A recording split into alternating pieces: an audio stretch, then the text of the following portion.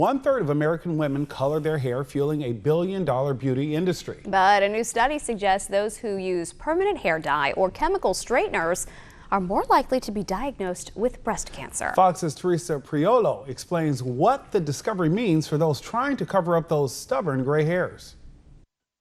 It's one of the biggest ways women set themselves apart and boost our self-confidence, dyeing and chemically straightening our hair.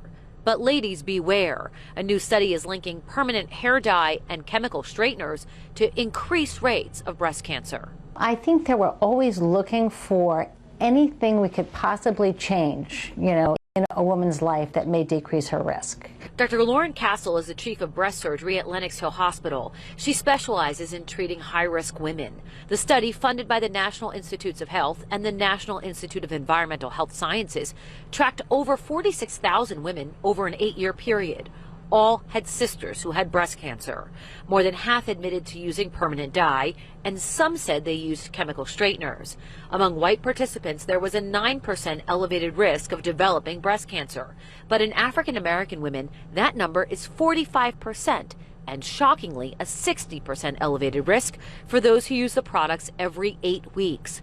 The question is, why? Is there a difference of formulation or a result of texture?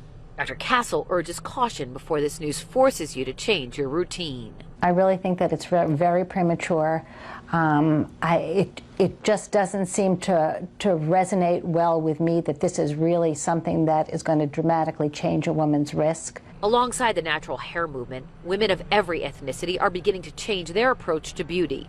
But asking them to give up color or embrace their curls, well, for some it might be a step too far at this point. I'm certainly not ready to tell women to, cut this out. Well, this might be a wake-up call for women of a certain age. Researchers are also hoping it's a wake-up call for the FDA to better regulate cosmetic and self-care products on the market.